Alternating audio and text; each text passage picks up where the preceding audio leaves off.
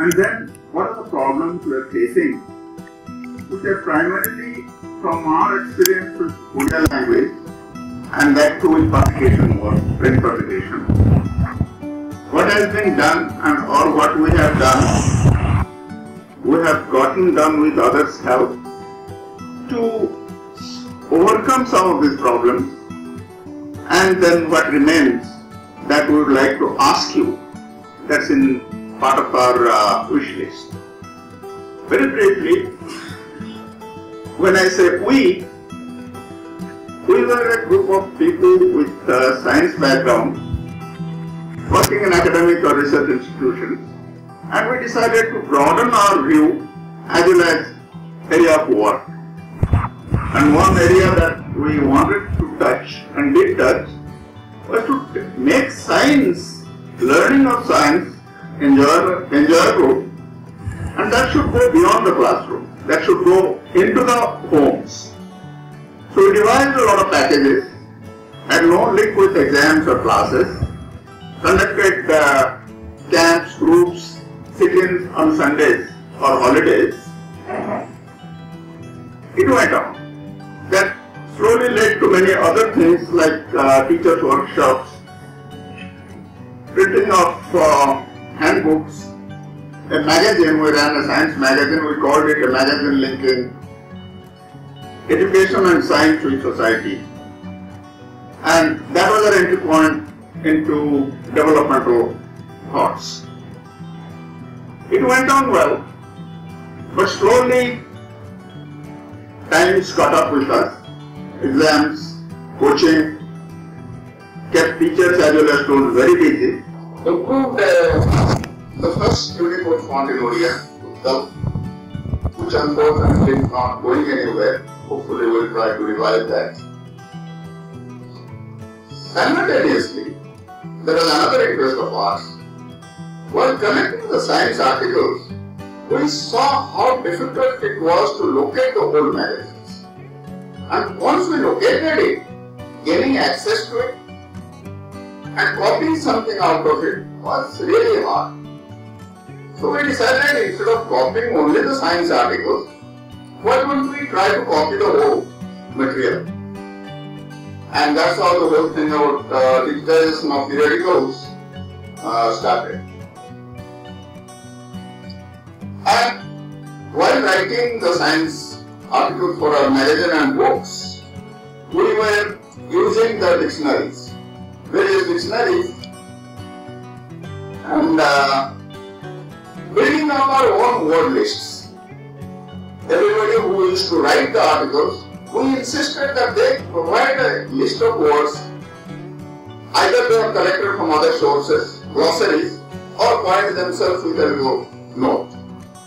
And that these are the words slowly took over our life, so to say.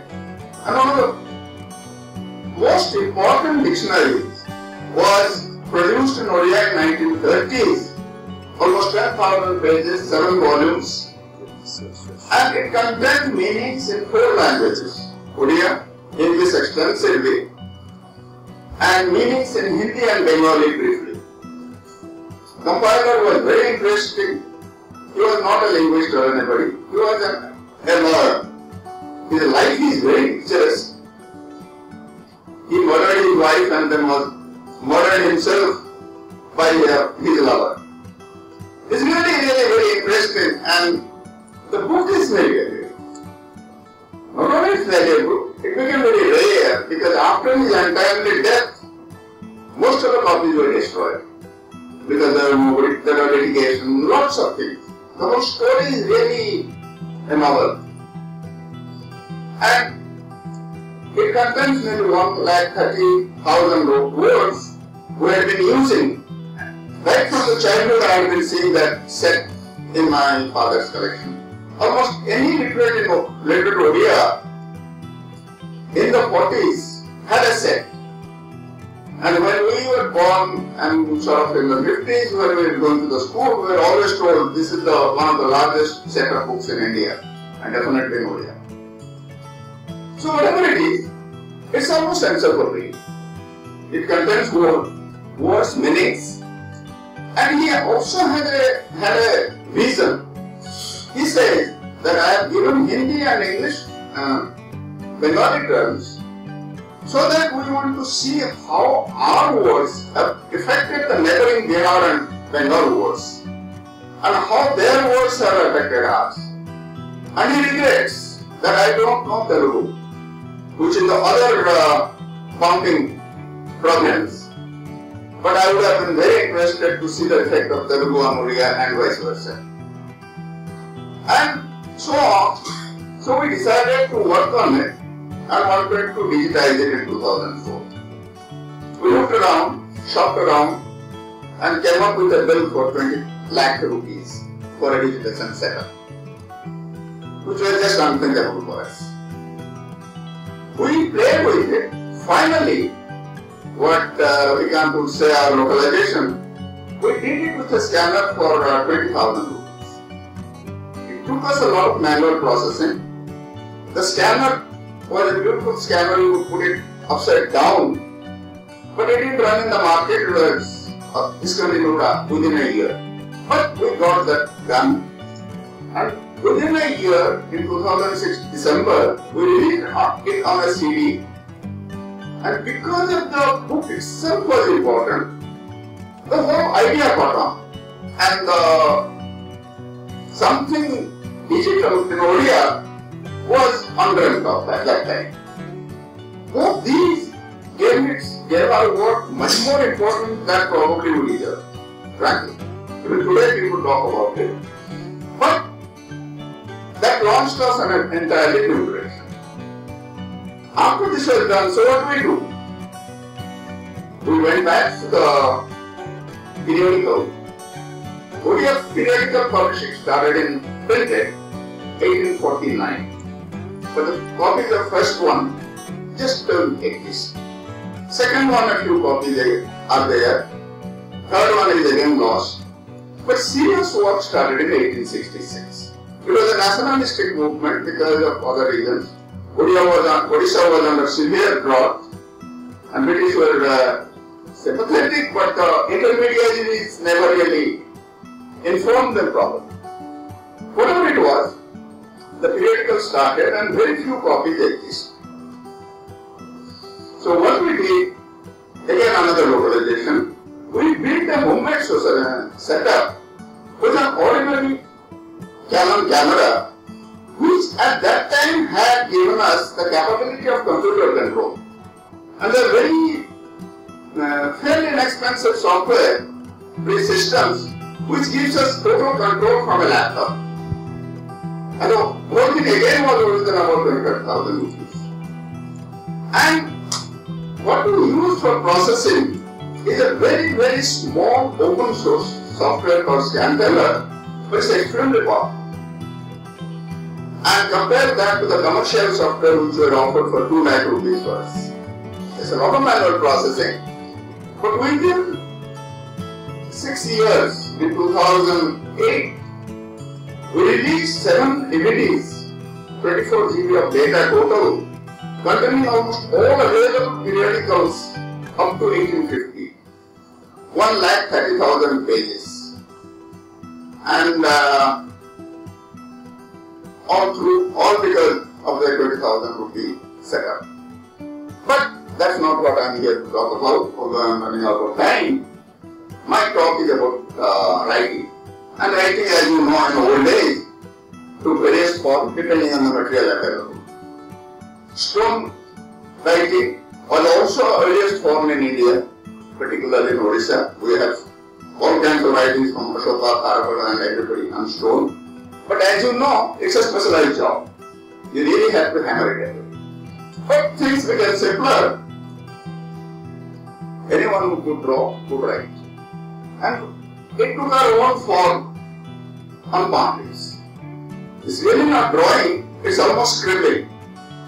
And the earliest alphabets on the left hand column, this is fairly, it's proto-Oriya, and slow on the right side, rounded letters are more recent forms. One thing interesting at that period of time, Not only for Odia, for most languages, technology and material dictated the language development. As you notice, all letters are rounded.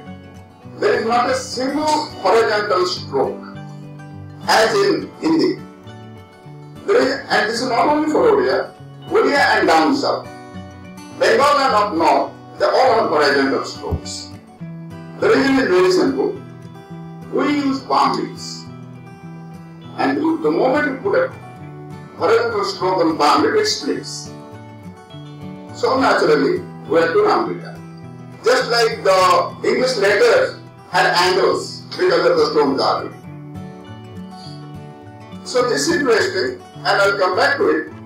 Why it's more interesting even. Slowly the writing evolved. But during the evolution, it was not localized anymore. Typewriters, computers were Western products, designed for one stroke, one letter, not Indian, which are basically, we said, syllables, and require more than the available 8-bit codes for the full representation. Now, we couldn't change the language anymore. Earlier, we could change the script and the language according to the technology.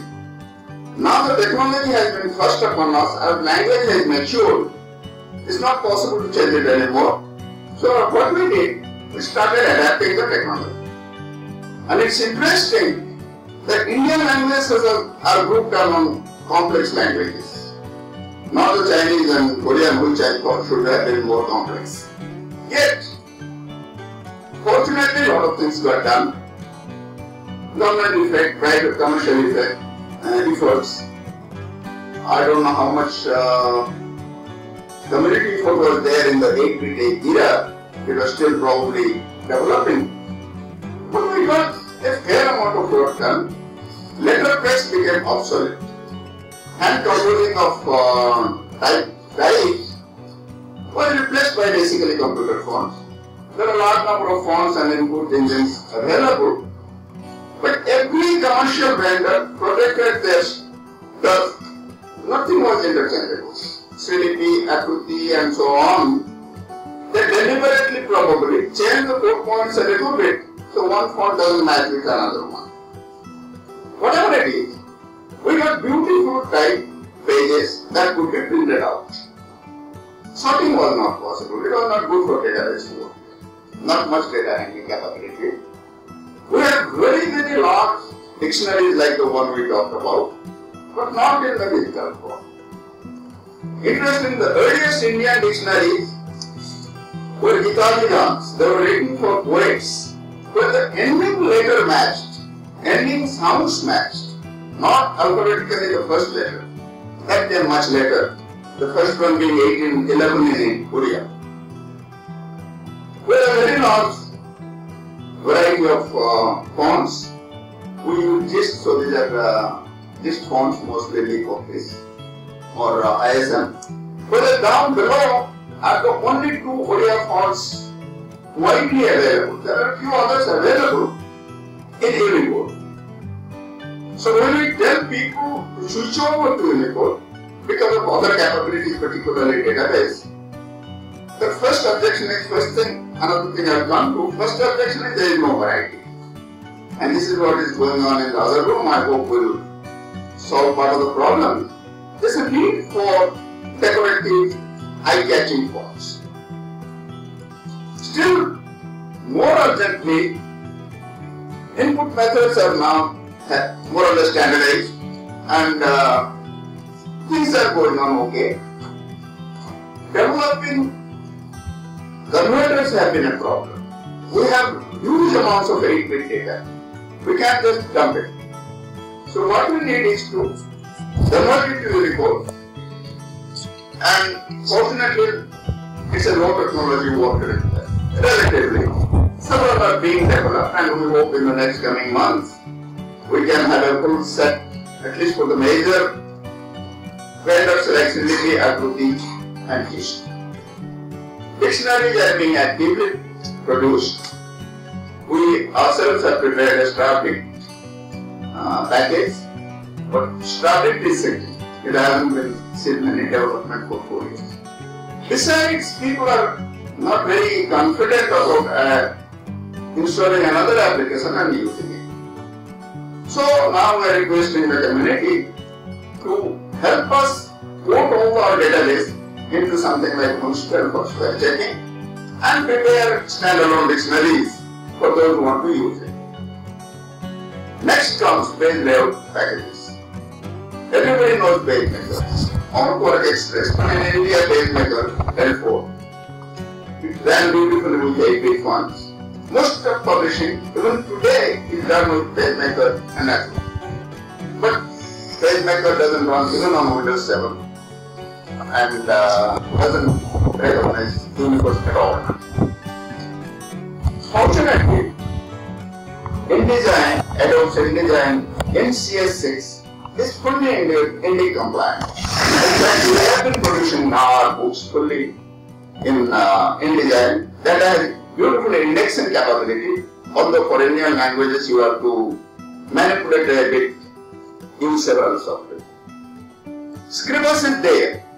In 2012, the ATPS in Kerala announced that they have prepared an Indie patch. It's available, but we have not been successful in installing it and running it well. There are some bugs still. And now the problem is it's not going to run on anything other than Ubuntu 12.04.